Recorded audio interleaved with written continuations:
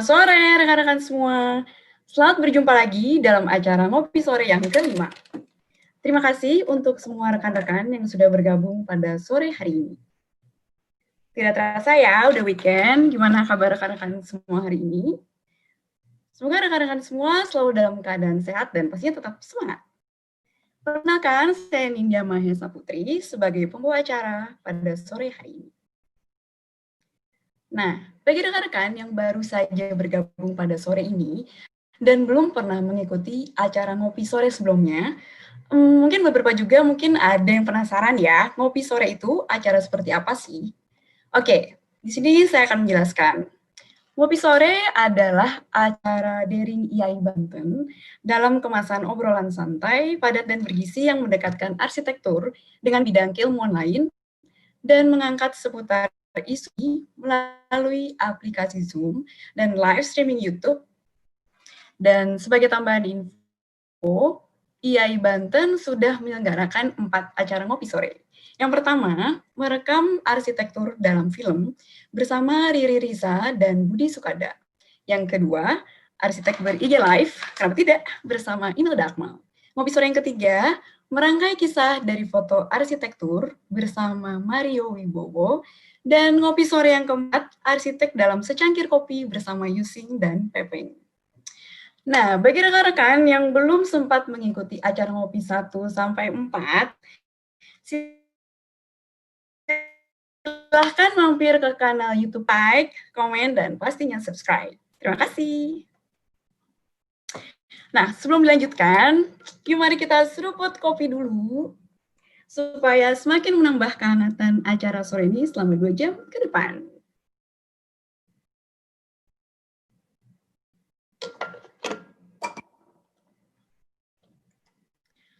Oke, selanjutnya untuk mengikuti acara ini, tata caranya adalah yang pertama, silakan menyesuaikan nama lengkap pada profil Zoom Anda saat ini sesuai dengan nama pendaftaran di awal ketika mengisi form registrasi. Yang kedua, selalu mematikan mikrofon Anda pada Zoom selama acara. Yang ketiga, semua peserta di Zoom diharap untuk menampilkan diri di kamera selama acara berlangsung untuk keperluan dokumentasi di media sosial IAI Banten. Dan yang keempat, mohon pantau chatboard Zoom dan chat live YouTube IAI Banten, karena nanti akan ada link presensi acara yang diberikan untuk dilengkapi peserta yang hadir untuk mendapatkan sertifikat elektronik. Dan sebagai bentuk kehadiran Anda pada Zoom atau live streaming YouTube, silahkan rekan-rekan meng-capture diri dan menguploadnya pada link tersebut. Dan yang kelima, bila ada kendala teknis dan pertanyaan, dapat menghubungi nomor official IAI Banten di 0821 1281 3745 atau mengirimkan email ke iaidaerahbanten@gmail.com.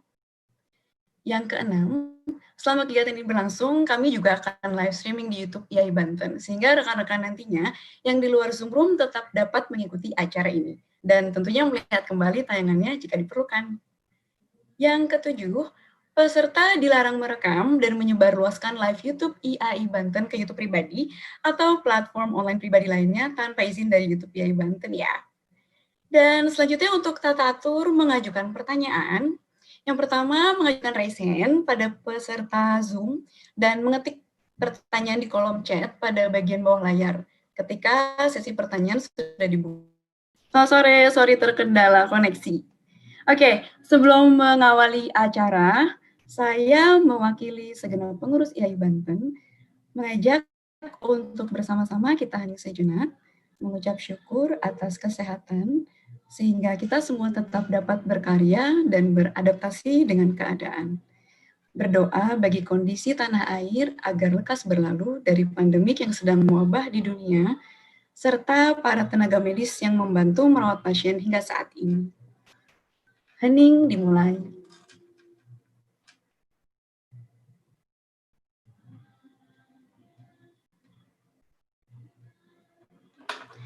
Hening selesai.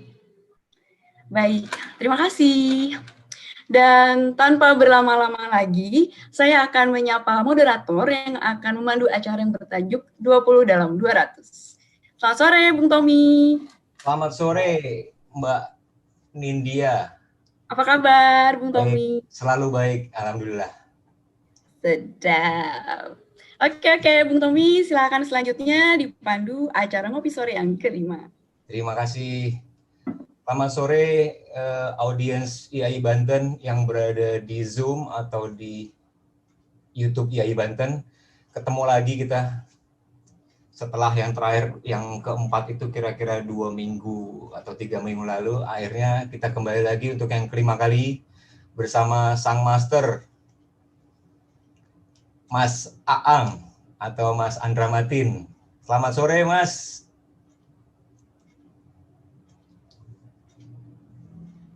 Selamat sore. Selamat sore. Sehat, Mas? Sehat. Oke, alhamdulillah. Oke, sebelum saya mulai, saya akan coba bacakan sedikit dari banyak karya Mas Aang ini.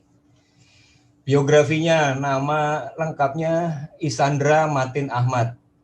Kita biasa mengenalnya Andra Matin. Lahir di Bandung 16 Agustus tahun 62. Hidup dan bekerja, maksudnya tinggal dan bekerja di Jakarta, di Indonesia. Pendidikannya dari Universitas Katolik Parahyangan Bandung, jurusan arsitektur tentunya. Ini ada banyak sekali hasil karyanya dari tahun 1999 sampai 2020. Saya akan mencoba merangkum dari segini banyak. Dari mulai tahun 1999, beliau sempat merancang Le Boyer Graphic Design Office di Jakarta, Gedung 28, Potato Head Bali, Hotel Kata Mama juga di Bali, ada Bandara Banyuwangi, Art Hotel Semarang, Asian Games kemarin juga beliau sempat merubah atau merenovasi akuatik di Gelora Bung Karno. 2019 ada Masjid Apung Ancol, juga ada revitalisasi Taman Ismail Marzuki, dan terakhir tahun 2020 Women and Children Hospital di Jakarta. Ada hotel juga di Bromo. Sekarang kita masuk ke awards-nya. Awards-nya hampir tidak ada waktu untuk nganggur seperti ini, Mas. Tahun 1999 ada EI Award untuk gedung Le Boyer Graphic Design. 2002 lagi EI Award Citation Gedung 28. Gedungnya kalau nggak salah udah nggak ada ya, Mas? Masih, tapi udah jadi showroom Ducati. Tahun 2006 kembali mendapat EI Award untuk rumah tinggal Winfred Huta Barat. Tahun 2008 lagi EI Award Contract Wedding Couple kerjasama dengan Anthony Liu. 2012 EI Award lagi untuk Komunitas Salihara. 2018 Honorable Mention pada Venice Arsitektur Biennale yang ke-16. 2019 Aga Khan Award masuk dalam 20 shortlist untuk bidang arsitektur. 2020 Winner of Inde, bacanya apa nih? ENDE Awards The Luminary. Kompetisi beliau memenangkan Honorable Mention revitalisasi dari Jakarta Art Gallery. 2007 penghargaan pertama untuk revitalisasi Jakarta Culture Center atau kita biasa mengenal Taman Ismail Marzuki. 2019 tempat pertama untuk Terminal 4 Soekarno-Hatta International Airport Jakarta. Untuk publikasi ada beberapa yang sepertinya jadi langganan ini dari majalah GA Japan dari tahun 2009, 2016, 2020. Termasuk juga ada dari Padang Atlas for Architecture, New Direction in Tropical Asian Architecture, majalah Monochrome yang membahas khusus tentang Kata Mama Hotel. untuk eksibisi dari mulai 2011 sampai 2019, beliau sepertinya nggak pernah absen ini. 2011 dimulai di Rotterdam, Biennale Rotterdam. Solo eksibisi pertama di Jakarta, di Kemang, Undramatin sebuah sequel, bertempat di Dialog Gua, Kemang. 2014 ada Venice, Arsitektur Biennale. 2015 Tropically Revisit Jerman Arsitektur Museum Frankfurt.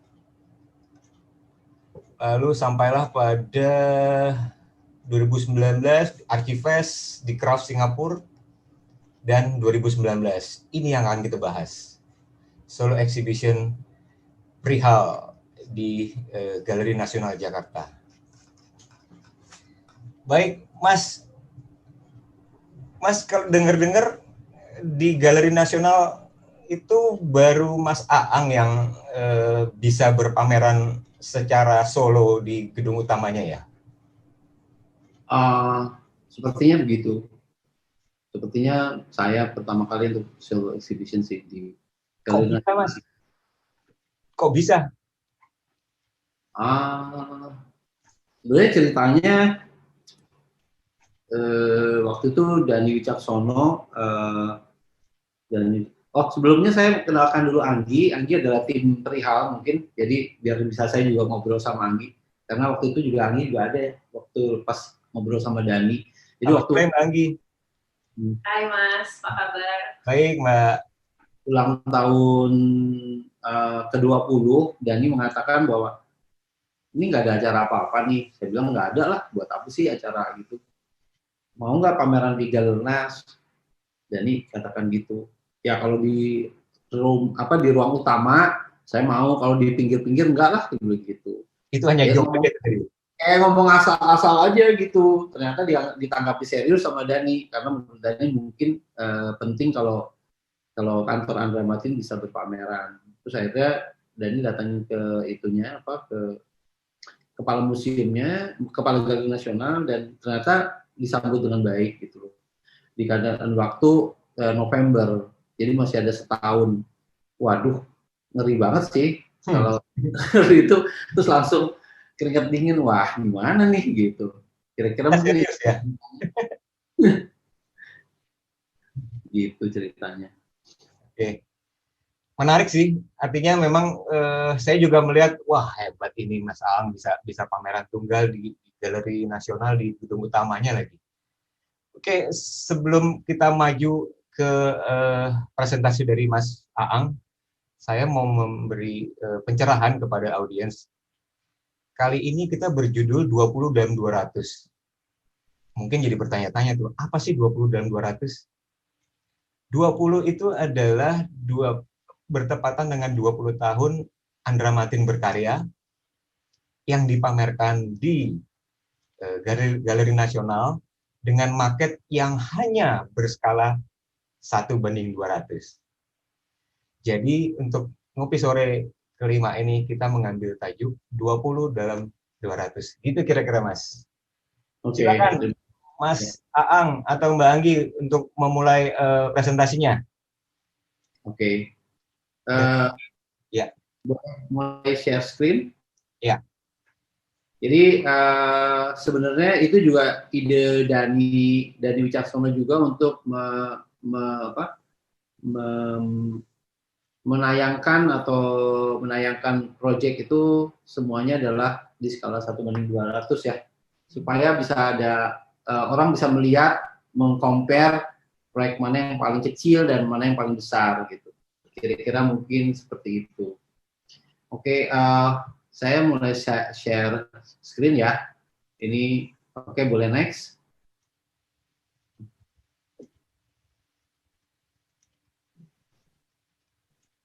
Oke, ini kantor kami,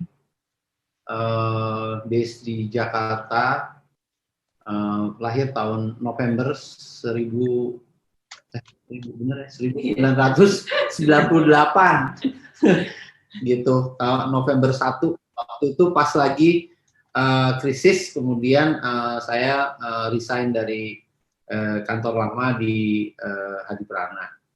Dan ini foto-foto waktu webinar kita. Next. Ya, ini adalah salah satu pameran kami yang pertama di Galeri Dialog Gue tahun 2012 ya. Saat saya usia 50 tahun, waktu itu ya ngadain satu acara lah gitu supaya bisa ada ketahuan track recordnya. Next. Next Mbak Vera. Kemudian ini pameran kedua tunggal juga, mungkin nggak besar. Ini di Kopi Manyar. Ini tahun 2000 berapa ya? 2015. Ini hanya rumah tinggal. Jadi 14 rumah tinggal yang kami desain, kemudian kami pamerkan gitu. Ya. Next. Ini juga pameran arsitektur kami diundang oleh kurator Venice Biennale tahun 2018 untuk memamerkan satu pameran di Venice.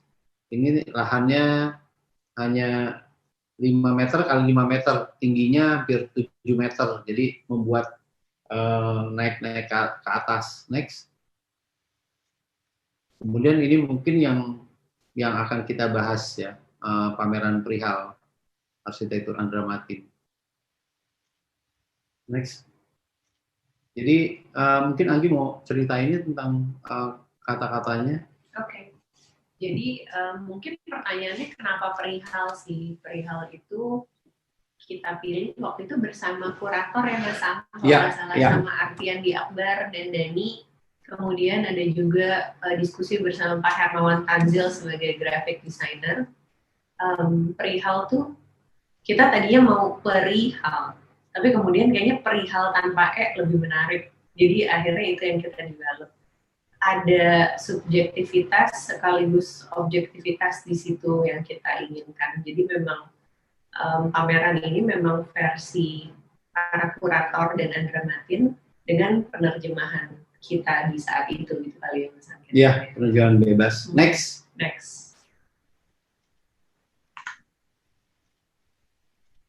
Ya, ini mungkin tentang pemaknaannya ya. Jadi supaya pameran itu lebih bisa terbuka. Takutnya kalau pamerannya tagline-nya terlalu sempit, nanti akhirnya kami juga jadi susah untuk menayang atau mendisplay atau apalah gitu. Jadi lebih baik udahlah tentang arsitektur Andra Matin aja deh, gitu kira-kira mungkin ya gampangnya gitu. Betul. Ya.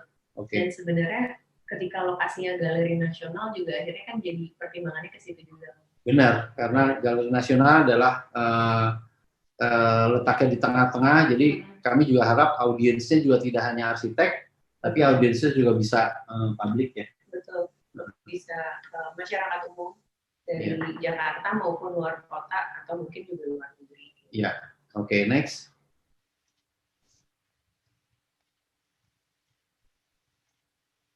Kami ceritakan tentang peta dan alur ya. Oke, next. Jadi Galeri Nasional itu sebetulnya terdiri dari beberapa ruangan. Ruangan utama itu yang di tengah, yang waktu itu bagaimana saya mempunyai mimpi untuk bisa berpameran di sana. Kemudian ada beberapa wing. Nah, kami menggunakan wing yang di tengah itu, kemudian wing yang di sebelah kiri. Itu mungkin jadi 2 wing yang kami lakukan. Nah, setelah Dani mengkurasi dan melihat karya-karya akan dibuat, ternyata nggak mencukupi untuk ruang tersebut. Termasuk juga bagaimana biasanya Galeri Nasional itu suka ada tempat buat penitipan. Jadi sebenarnya kita meminta Galeri Nasional untuk di nomor 1 itu tempat penitipan barang, sekaligus mungkin tempat merchandise di situ, bisa ditaruh macam-macam lah di situ supaya orang bisa nitip barang dan pulangnya ngambil barang, sekaligus kalau dia mau membeli oleh-oleh di situ. Kira-kira itu yang nomor 1. Kemudian next. Nah, kemudian yang kedua yang kedua adalah perihal lini masa kita nyebutnya. Jadi mungkin itu adalah milestone Andra Matin dari tahun 1998 sampai 2019. Di situ memuat kira-kira 800 proyek Andra Matin dalam bentuk yang sesingkat dan efisien mungkin. Jadi kayak semacam a glimpse before orang masuk ke dalam ruang pamer utama. Ya. Pengantar sih sebenarnya. Pengantar ya, karena memang yang di ruang utama itu lebih proyek-proyek yang dipilih untuk bisa masuk ke ruang utama gitu. Next. Kemudian ini adalah disebutnya perihal Jakarta ya. Jadi di sini bagaimana kantor kami berkontribusi atau proyek-proyek apa yang kami pilih, yang kami tempatkan di perihal Jakarta. Ada beberapa proyek kunci, mungkin Sayembara Monas, walaupun tidak menang, tapi saya harap proyek ini sangat menyenangkan buat kami. Kemudian kami juga ingin menceritakan bagaimana karsa atau keinginan desain kami. Ada kota tua, kemudian ada jalan-jalan di antara Blok M sama Mestik dan sebagainya gitu. Next. Kemudian di belakang adalah bagaimana kantor kami berkontribusi ke proyek-proyek di seluruh Indonesia. Itu di perihal 4. Itu teman. Nah, next. Nah, yang di 5 itu adalah disebutnya perihal bentuk. Jadi sebenarnya di nomor 5 itu kami juga ada beberapa proyek yang di perihal bentuk itu hampir semua atau mungkin semua memang proyek itu tidak terbangun. Ada yang belum dibangun, ada yang tidak jadi dibangun, ada yang masih gagasan, ada yang kalah sayembara, apapun kita masukin di proyek bentuk kalau memang bentuknya menarik gitu loh. Nah, memang sebetulnya saya menginginkan instalasi ini adalah instalasi khas dari kantor Andra Matin. Jadi dari keseluruhan inginnya emosi dari pengunjung itu kita giring gitu ya. Jadi dari mulai masuk ke tempat penitipan, kemudian masuk ke lorong yang panjang, di mana lorong panjang itu menggunakan material multiplex dan anyaman untuk supaya angin bisa lewat, tapi panjang. Kemudian keluar membiarkan mereka kehujanan kalau memang hujan dan kepanasan kalau panas. Kemudian masuk ke perihal Jakarta, di mana pertama yang dilihat langsung ada maket Monas yang begitu besar dan di dekat situ ada maket kos-kosan yang begitu kecil. Jadi memang inginnya memainkan perasaan ya untuk supaya bisa menikmati. Kemudian sudah itu tiba-tiba masuk ke ruang kota lain itu juga dibuat emang dibiarkan aja apa adanya, jadi tinggi, tapi kemudian masuk ke perihal bentuk itu tiba-tiba suasana menjadi gelap dan lorong, kemudian si market-marketnya itu terang dengan sendirinya tapi sangat samar-samar. Next. Kemudian yang ini gimana nih? Yang ini tentang material, perihal material. Jadi bagaimana eksplorasi material dan kolaborasi kita bersama kontraktor kali ya misalnya sepanjang perjalanan. Karena tanpa keteknikan yang dikontribut oleh kontraktor juga mungkin detail kita nggak seperti saat ini. Ya, dan di situ memang menunjukkan beberapa eksplorasi material. Kami menggunakan serawang mungkin yang di tempat nomor 6 itu. Kemudian ada menggunakan juga kayu, ada beton, ada barang bekas, apapun kita kumpulkan menjadi satu supaya kira-kira mungkin teman-teman atau siapapun yang lihat bisa melihat eksplorasinya.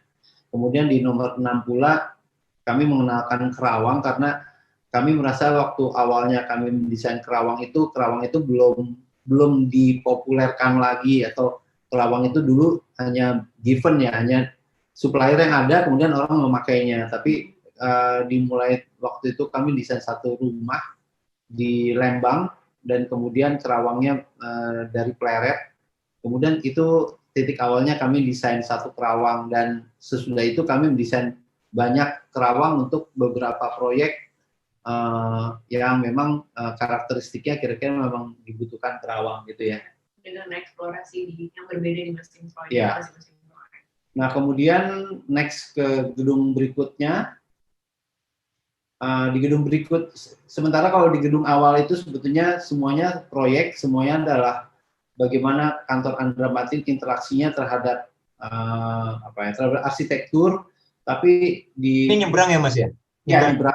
Oh, oke. Nah, yang di kiri itu bagaimana kantor Andra Matin atau studio Andra Matin itu related dengan manusianya. Mungkin lagi mau jelasin tentang nomor 7. Jadi yang nomor 7 itu adalah tentang perihal klien yang berulang, di mana di situ kita menyajikan interview sama klien-klien yang sudah lebih dari satu kali bekerja sama kita. Ya kayak Pak Imam Prasojo yang untuk beberapa proyek CSR kami, kemudian Pak Billy, ada rumah tinggal, ada apa sih? Secret Garden, kemudian Pak Azwar Anas. Jadi kayak itu dong Mas ya, jadi kayak repeat order gitu ya? Ya. Kemudian Pak Umar Ahmad gitu ya, itu Bupati Tubaba. Kemudian Winfred itu ada rumahnya, kemudian ada rumah ibunya, kemudian ada rumah neneknya, kemudian ada namanya Cox and Screw. Kemudian Ronald Akili dengan Potato Head dan Tanah Teduh, dan Nicholas Saputra dengan proyek rumah tinggalnya sama tempat vilanya dia ya. Jadi di situ memang dijelaskan betapa pentingnya kalau kita punya hubungan baik dengan klien. Jadi dengan hubungan baik itu maka klien kita akan ceritakan proyeknya kita, dan mereka akan merekomendasi ke klien yang lainnya gitu. Jadi mungkin itu tujuannya. Next.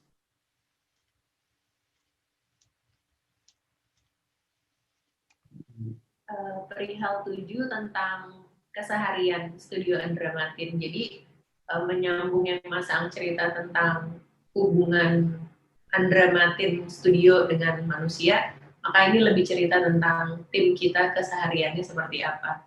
Makanya ada suasana meja kantor, kemudian ada e-trip, e-publication, Rabun Senja, dan sedikit sekilas tentang Kopi Manyar yang yaitu keseharian kita. Ya, yang terakhir memang bagaimana kita membuat game kayak interaksi antara pengunjung pameran dengan proyek-proyek kita gitu. Jadi bikin Lego di mana mereka bisa bikin Lego, kemudian yang udah selesai bisa difoto. Jadi interaksi bagaimana Andra Matin berinteraksi dengan pengunjung. Jadi kira-kira mungkin keseluruhan dari pameran itu secara diagram seperti ini. Next. Kita akan melihat satu-satu untuk gambar-gambarnya. Jadi next. Jadi ini tadi udah diceritakan ya. Ada yang ditambahin lagi nggak? Enggak ya. Jadi ini mungkin hanya ini aja. Next. Nah ini dia. Next. Jadi ini gambaran kira-kira sekilas seperti ini. Desain untuk kami menggunakan 2 desainer grafis ya. Satu Nusae adalah sebetulnya environmental design graphic office yang dia memang expert di itu environmental design. Sementara satu lagi Leboye di mana ya? Leboye banyak di merchandise, kemudian branding identity kita. Nanti kita ceritain juga di bagian. Ya, oke. Jadi ini kira-kira mungkin awalnya ya ini kelihatan desain awalnya seperti ini gambarannya. Next. Nah, lorongnya seperti ini. Jadi pengen ada satu lorong yang panjang, kemudian di ujungnya ada kayak semacam harapan gitu, makanya di ujungnya dikasih cermin supaya makin dekat tuh orang merasakan sebetulnya refleksi dari dia, kemudian belok ke kanan ya. Dan kemudian di sebelah kirinya kami menggunakan anyaman dari BioLiving. Jadi lorong ini sebetulnya disponsori oleh BioLiving dan BMKK. BMKK yang mensponsori semua multiplexnya ya, multiplex, dan dia memang sangat membantu waktu kami waktu itu memutuskan bagaimana untuk lini masa ini nggak mungkin ditaruh di tempat di bangunan utama karena nggak bakal cukup dan kayaknya terlalu padat, sehingga kita membuat satu arsitektur sementara yang memang cuma 2 minggu aja dipasang kemudian dilepas, dan BMKK dengan senang hati untuk membantu membuat ini. Kami menggunakan bahan multiplex 120 kali 240 ya. Benar-benar multiplex ini diusahakan tidak ada yang kebuang supaya nanti afternya bisa dipakai lagi dan digunakan lagi gitu. Kemudian yang sebelah kiri menggunakan anyaman dari BioLiving. Next. Ini mungkin suasananya, jadi kelihatan suasananya kalau dari pintu masuk dari depan ya. Next. Dan alhamdulillahnya diizinkan oleh Galeri Nasional. Iya, dan alhamdulillahnya diizinkan oleh Galeri Nasional. Jadi ini gambarannya waktu itu. Jadi kelihatan yang sebelah kanan itu adalah padat, kemudian yang di sebelah kiri itu berongga. Memang sengaja berongga supaya angin bisa lewat dan cahaya juga bisa masuk. Kemudian memang juga lighting juga kita sangat hati-hati kita desain. Itu juga dibantu sama Hadi Komara ya. Hadi Komara untuk membantu desain. Jadi tes lagi kurang ini, kurang itu. Kemudian juga dari saya juga pasang-pasang ini juga kekecilan. Ada yang tadinya ditempel-tempel tadinya tuh pakai panah-panah gitu ya. Yeah. Tapi kayaknya nggak bakal keburu. Jadi saat-saat terakhir itu panah-panahnya dihilangin gitu, terus akhirnya ya udah gak usah pakai panah lah, kayak gitu sih. Ada beberapa juga nempel-nempel, kita ngeri banget sih waktu malam terakhir itu, sebetulnya udah sampai hampir pagi ya, bahkan sampai pagi. Sampai sebelum pembukaan. Sampai sebelum pembukaan tuh masih mengerikan gitu. Gitu kira-kira. Next. Nah ini pas dari keluar lorong, ini yang kebuka tadi. Jadi tim dari kantor yang desain, Anton sama siapa ya? Yeah. Anton dan Bea ini yang mendesain lorong ini, bagaimana proporsinya, bagaimana enak dilihat apa enggak, berapa tingginya. Kemudian ada satu pengarah yang sebelah kiri itu, pengarah itu dari bahannya, kemudian bagaimana naruh teks tulisan perihal juga di mana dan bagaimana kelihatan terbuka dan tertutupnya, seperti itu. Next. Nah ini di pojokan tadi gambarannya, jadi setelah keluar lorong, kemudian bagaimana masuk ke perihal 2 ya? Perihal 1 tentang Jakarta. Jadi baru masuk ke gedung utama. Next. Nah ini, next. Jadi tadi diceritakan tentang Jakarta, ada proyek-proyek Sayembara Monas dan lain-lain. Next. Ya. Ini lokasinya. Next. Ini yang perihal 3. Next. Ini lokasinya. Tadi sudah dijelaskan. Next. Ini yang perihal 4. Yang perihal bentuk ya kayaknya. Yeah. Ya, perihal bentuk. Next. Jadi perihal bentuk itu lorong yang panjang, gelap. Jadi orang memang ada di situ juga bagaimana kami untuk bisa membuat suatu transisi di mana yang tadi terang jadi gelap, jadi dibikin kayak ruang antara, kemudian bagaimana teman-teman pengunjung supaya nggak terlalu kaget, jadi ada satu masuk ruang itu, kemudian ada ruang antaranya, kemudian baru ruang yang gelap. Gitu. Mas Am, kenapa tema yang kelima ini gelap? Ya itu, jadi sebetulnya saya menginginkan ada satu ada satu sequence ya, ada satu sequel gitu yang dimana kalau bisa pengunjung itu merasakan ruang-ruang yang diciptakan oleh Andra Matin Studio. Jadi pertama tuh ada satu ruang horizontal yang panjang sekali, kemudian juga warnanya kayu, mereka bisa mencium kayu, bisa merasakan rotan, angin, kemudian belok ke ruangan yang putih. Ada putih yang putih yang biasa aja, kemudian ada putih yang tinggi, kemudian masuk yang ini gelap. Jadi sebetulnya alasannya adalah bagaimana kita memainkan emosi, memainkan emosi buat pengunjung sih sebetulnya. Apa itu juga ada filosofi dari bagian itu yang pameran bangunan-bangunan yang tidak terbangun atau yang cancel?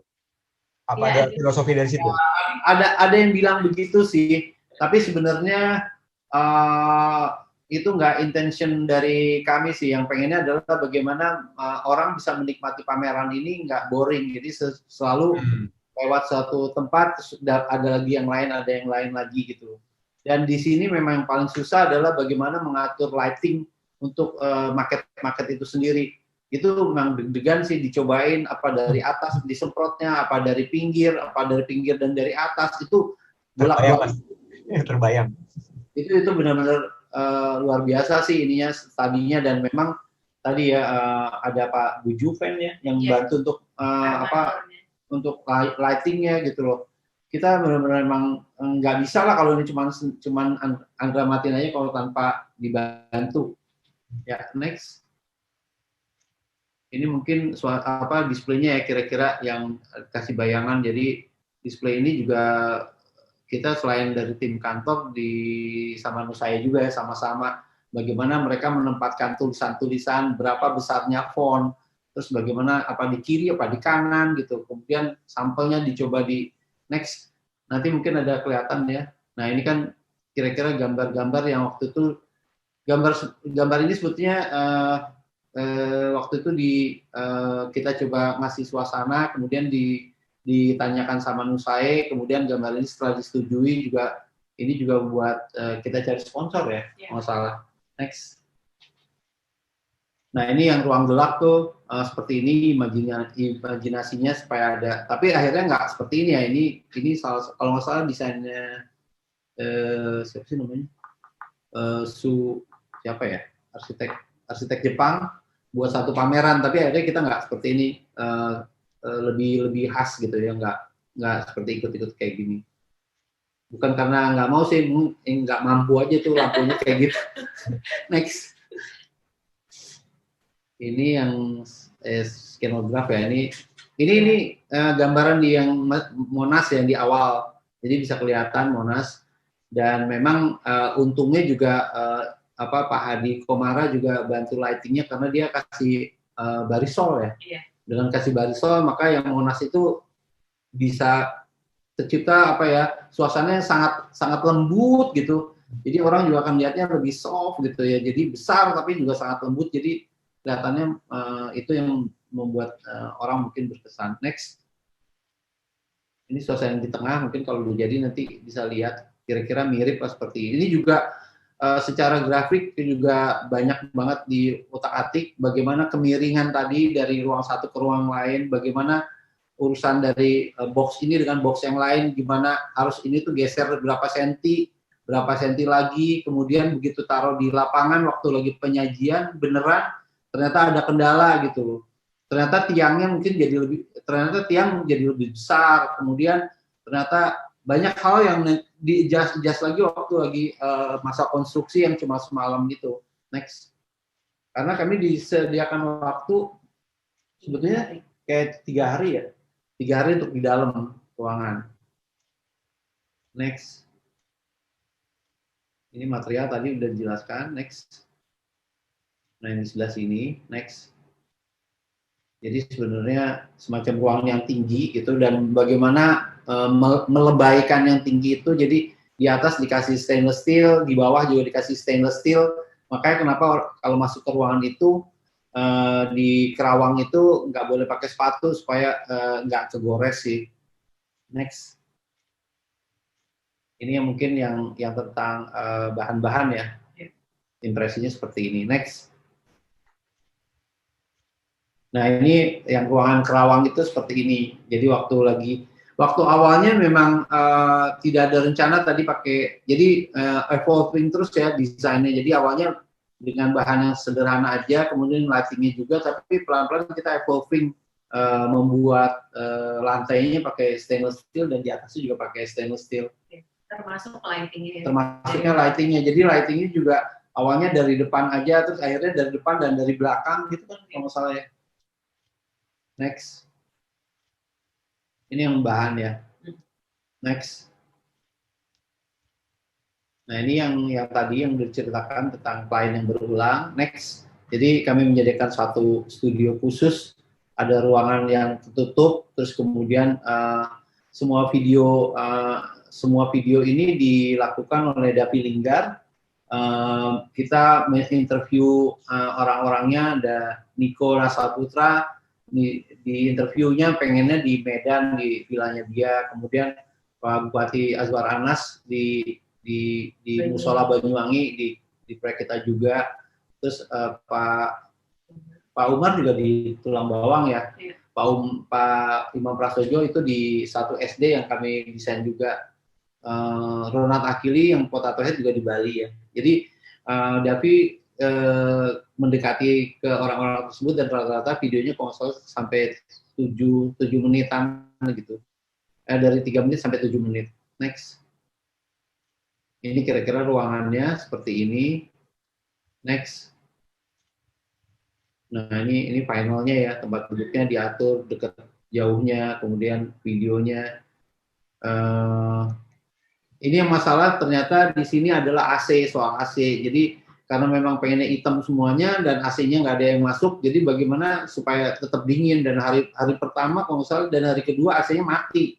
Jadi kalau orang masuk sini kayak masuk sauna, waduh repot banget sih.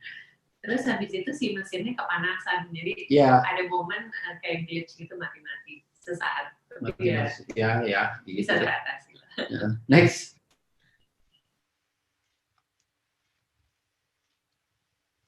Ya, ini benar-benar memang replika ya. Next, replika dari kantor, dari ruang kantor yang dipindahkan gitu loh, satu corner. Next. Jadi yang di sebelah kiri itu mungkin kiri bawah sama kiri di tengah itu ada ruang kantor yang dipindahkan persis seperti itu, dibikin seperti itu juga. Kemudian sampai akhirnya Davi juga ngambil video di tempat tersebut seperti yang suasana di bagaimana kalau jendela yang kita lihat sehari-hari itu. Jadi dia ngambil video berapa jam ya? 2 hari kok nggak salah. 2 hari ya, 2 hari kemudian jadi kalau duduk di situ atau melihat situ akan kelihatan orang datang telat, terus ada tukang bakso lewat, persis seperti kalau memang di kantor Andra Matin kayak gitu. Next. Ya, ini tentang e-publication, salah satu usaha Andra Matin juga. Kita banyak memproduksi buku arsitektur dan ada juga tentang traveling, kemudian puisi ya misalnya. Dan yang kanan bawah adalah tentang gimana kita berulang kali mencoba meng-create si desain-desain arsitektur kita ke dalam Lego. Itu teman-teman di studio juga luar biasa hebatnya sih dalam mengeksplor itu gitu. Jadi sekali ini, jadi misalnya kalau Lego ada 2 modul, itu pasnya untuk skala berapa dan seterusnya. Jadi memang eksplorasinya sih yang cukup panjang di situ. Ya, dan itu menjadi contoh buat teman-teman yang mau nyobain bagaimana membuat karya Andra Matin melalui Lego gitu. Kita juga melihat berapa Lego yang harus dibutuhkan, bentuknya kayak gimana seperti itu. Oh, dan si Lego Studio ya. Ini udah arsitektur ini udah habis di mana-mana. Jadi emang sebuah kesulitan tersendiri sih nyarinya. Ya, nyarinya karena memang udah nggak diproduksi ulang gitu. Betul. Jadi kami juga susah untuk carinya, tapi akhirnya dapat juga sih. Tapi kita ngotot maunya putih semua. Iya, maunya putih semuanya. Jadi akhirnya diborong semua tuh Lego putih ya? Iya, Lego putih yang ada di Jakarta semua diborong. Terus ada sempat pesen nggak sih? Pesen juga sih. Akhirnya dapat ada 5 sih. Kebetulan saya udah punya 3 kalau nggak salah. Terus kita pesen another 2, takutnya nggak cukup. Next. Nah, ini dia ruangan yang tadi, ruangan kantor yang replikanya itu kalau ada jendela yang pintu yang itu tuh sebetulnya sebelah sana ada ruangannya Anggi. Kayak gitu. Tapi emang pintu itu ditutup. Nah, sebelah kanan itu adalah yang ke taman. Itu jadi mirip banget sepertinya. Terus ada TV-nya juga benar-benar ditaruh proyek kita. Jadi kalau ada yang kotak-kotak ngelihat juga sebetulnya yang dilihat ada proyek kantor. Next. Ini apa ya? Ini ya itu tadi ekskul yang ekskulnya ya ada Rabun Senja, A-Trip dan A-Publication dan iya. Kopimannya. Iya. Next. Ini yang bagian yang terakhir. Ini bagian yang terakhir yang Lego ya.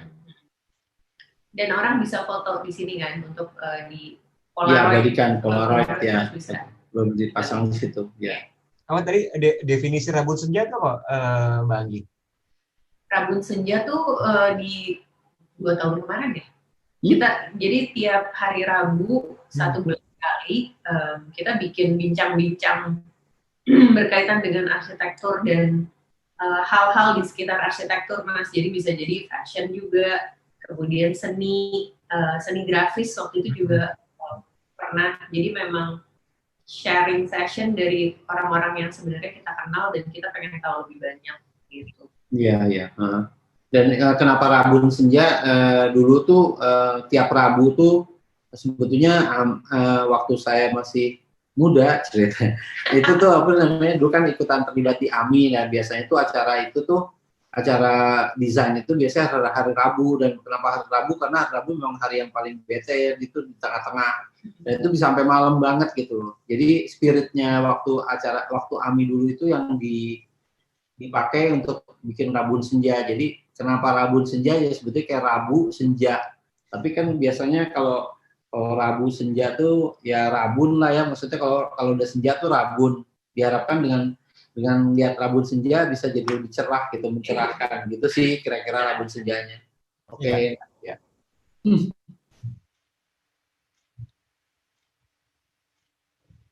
Next.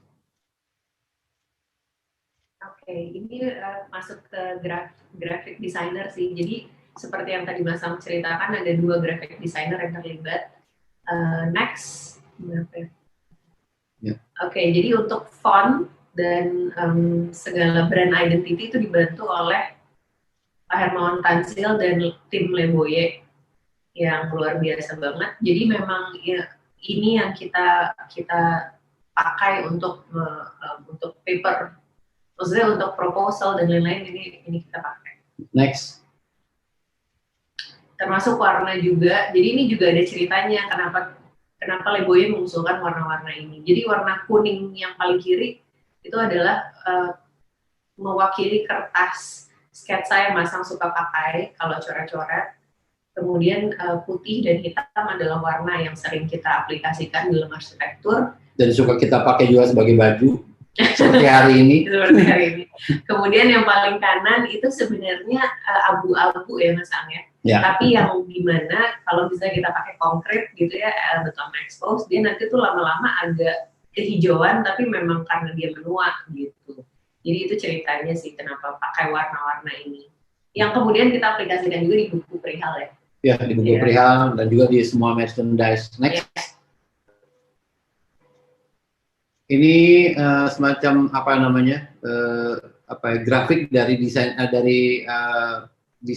kami kalau dilihat blockingnya ya seperti ini. Jadi memang karena memang saya senang dengan grafik, bagaimana komposisi grafik itu menurut saya selalu menarik dan saya nggak peduli. Zaman dulu belum ada drone, tapi buat saya tampak atas itu dari dulu udah saya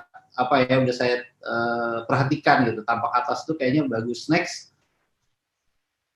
Jadi kalau dilihat emang kita lihat kayak IT Residence atau IL Residence itu kan terus Goa memang semuanya tuh memiliki karakter-karakter yang menurut saya menarik gitu kalau dilihat dari blockingnya. Next.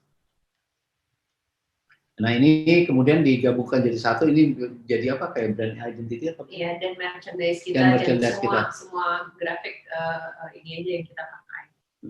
Next. Ini juga ini proposal dari Leboye ya. Yeah. Next. Nah ini penerapannya di kertas-kertas buat segala macam yang kita gunakan ya, proposal buat sponsorship dan surat menyurat segala macam khusus. Next. Ya ini semuanya didesain sama Leboye untuk amplopnya segala. Next. Kemudian ini merchandise. Jadi kami memilih merchandise yang ceritanya bisa bisa apa tuh buat kalau orang selesai itu ada kenang-kenangannya gitu ya. Ada cuma pin, terus ada tas, ada apa buklet, kartu gitu. Yang kanan sebenarnya undangan ya dalam bentuk printed. Ya, yang kanan adalah undangan dalam bentuk printed. Oke, next. Juga ini apa namanya desain environmental design ya dari Nusae. Jadi ini jangan merokok, jangan bawa makanan, terus nggak boleh megang-megang,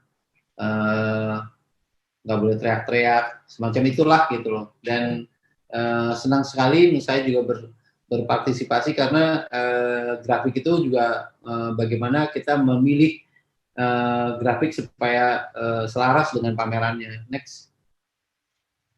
Ini juga Nusae ya, bikin bagaimana dia bikin jarak-jarak antara proyek dengan proyek, bagaimana ada tulisannya, bagaimana jarak antara tulisan sangat teliti dibuat oleh Nusae. Next. Ini juga oleh Nusae. Ini juga oleh Nusae. Peta proyek-proyek Andra Martin di Indonesia kira-kira gambarannya seperti ini. Ya, next. Ya, ini juga sama.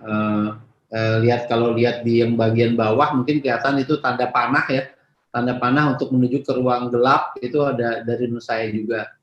Next. Ya, next. Nah, ini waktu proses desain ya. Jadi kami melihat itu terlihat ada Syabir, saya, terus ini siapa sih? Anton ya? Kiri dan ya, kanan Bea. Anton, dan di sebelah kanan ada Bea. Iya. Itu kita benar-benar melihat bagaimana desainnya evolving terus ya. Next. Kemudian ini bagaimana kami melakukan studi tentang pencahayaan. Jadi sorotnya di mana, ketinggian berapa, kalau ketinggian segini untuk market seperti ini kayak gimana gitu loh. Next.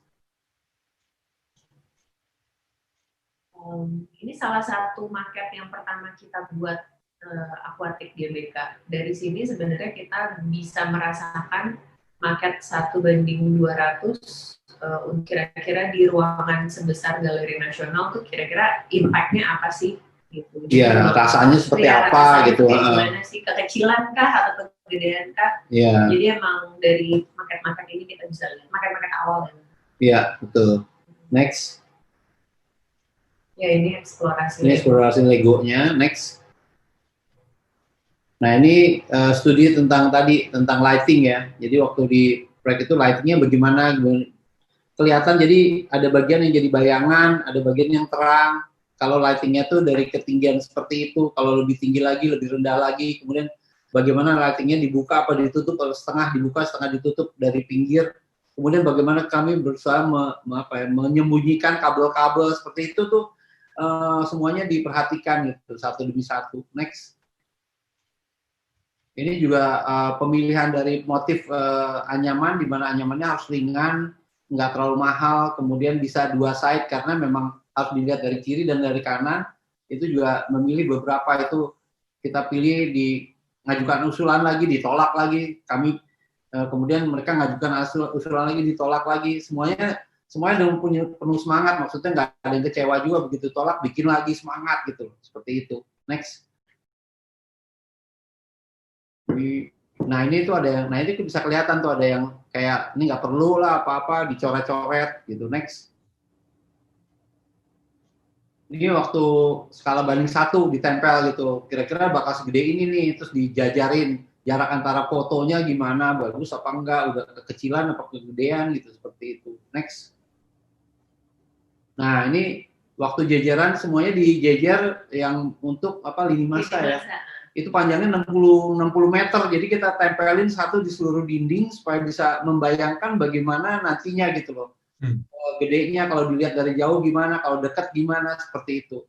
Dan kita minta bantuan teman-teman di studio juga untuk ngecek bareng apakah ini udah oke atau belum. Terus kemudian ada informasi yang masih salah atau apa. Iya, kayak data-data udah susunannya ketuker apa enggak, terus data-datanya udah cukup apa enggak gitu. Terus bagusan hitam putih apa berwarna. hal-hal seperti itu sangat detail, dan ini kerjanya memang bukan kerja kita aja, tapi seluruh studio juga terlibat gitu ya, secara tidak langsung banyak. Next. Kemudian salah satu yang menjadi krusial juga di pameran Perihal adalah EO, dalam hal ini M Events, yang bantu kita juga untuk para apa ya disebut volunteer sejumlah kira-kira 40 orang ya Mas? Iya, 40 orang yang nanti bakal nganter-nganterin, yang jaga market kalau nanti kesenggol atau apa, kalau ada apa-apa segala macam ya. Iya. Kemudian mereka juga jaga di merchandise seperti itu ya, kayak gitu. Jadi volunteer ini kira-kira bisa dibilang kayak menyebar dari seluruh Indonesia sih, karena banyak banget yang dari luar kota. Ya, dan ada sesi seminggu sebelum pameran yang kita ngasih materi-materi untuk mereka pahami dan belajar. Sekaligus juga Mbak Dite juga desain itunya ya, bajunya. Iya, outer. Ya, outernya didesain juga sama Mbak Dite, outernya. Jadi pakai warna ini, panjang seperti ini gitu loh. Lalu dicobain lagi, seperti itulah. Warnanya juga warna outernya menyesuaikan dengan tadi ya, warna-warna yang sudah disesuaikan oleh Le Boyer. Next. Nah, ini mulai bikin ininya nih, lorongnya. Ini tadi awalnya di workshopnya BMKK sebagai yang bantuin. Jadi bikin di dalam ruangan sepanjang ini, dilas segala macam, disekrup segala macam supaya bisa kebayang kan panjangnya. Nah, itu barang-barangnya. Next. Nah, kemudian ini masih tetap di workshopnya BMKK, melihat panjangnya bagaimana nempel antara triplek sama triplek, bagaimana terbuka dan tertutupnya panas apa enggak. Ini dicobain semuanya di workshop sana, termasuk lighting juga. Next. Nah, ini udah di site ya, untuk daerah merchandise. Jadi merchandise itu sebetulnya, dan tempat penitipan itu tadi ada satu ruangan yang memang sudah ada, tapi kami ingin mendesain sendiri. Alhamdulillah akhirnya boleh, dan kita didesain dan dapat juga sponsor dari Tako ya. Jadi Tako mensponsori untuk semua bahan ini gitu. Dan ini juga di-approve untuk nggak dibongkar ya Mas? Jadi bisa menetap di gift shopnya Garnas, bisa dipakai terus gitu. Next.